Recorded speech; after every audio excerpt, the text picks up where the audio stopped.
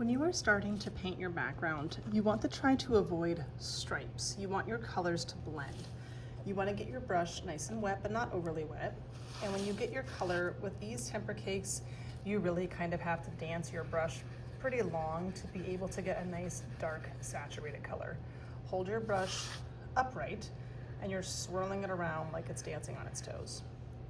Hold the brush on its grip. You want to treat this brush like a broom, so you kind of put it flat on the paper and you pull from one side to the other, and then you flip it to pull it back to the other side. It's kind of a pull, flip, pull, flip. And I want to keep on doing that, making sure that I'm going off the edges of my paper. If my brush looks dry and scratchy, I probably need more water and more paint. I'm going to brush maybe about 1/3 of the way down my paper.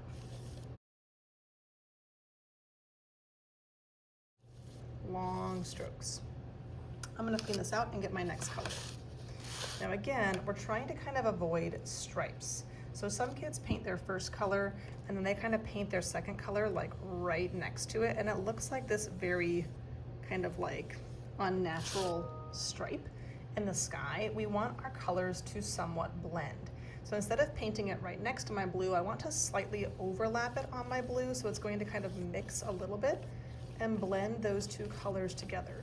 It might make a new color, which is totally fine. That's why you want to kind of be aware of the colors that you are choosing, so you're happy with the blend. When I mix this kind of neon orange with my blue, it kind of makes this greenish color, which I am okay with. Some kids don't like that, so they end up sticking with things like only the warm colors or kind of only the blues and greens. So just be aware of the colors that you're choosing and how they might mix.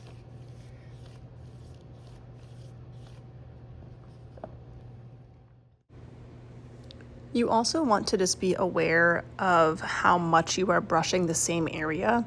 If you start to see these tiny little balled up pieces of something kind of appearing out of nowhere on your paper, that is probably the fibers of your paper being slowly torn apart because your brush is very wet.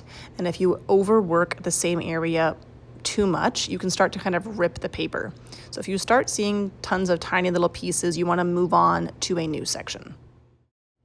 You also want to make sure that you are filling your entire paper. There should be no white spots left.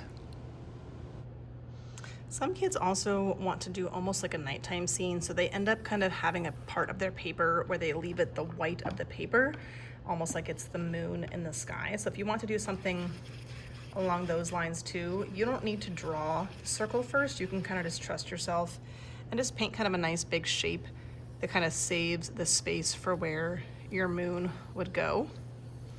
And then you can just continue to fill up that space around it. Remembering that we don't really want stripes, we're kind of trying to blend colors together. So anytime I do a ring of color, I'm trying to pretty much kind of overlap and blend my next color into it. If you notice, there is no purple on this paint palette, but I know that the primary colors of blue and red will mix to make purple, and pink is like red's little sister, so I could actually blend or kind of layer some pink into my blue if I want more of a purple kind of color in my sky. And again, I don't just want a pink stripe right next to the blue. I kind of want to overlap and blend those colors to create this kind of new color and blend those colors together, making sure that I also go all the way off the edges of my paper. Remember that today you are just painting a background, so you shouldn't be painting any objects. You're more so just painting kind of these fields of color in your sky.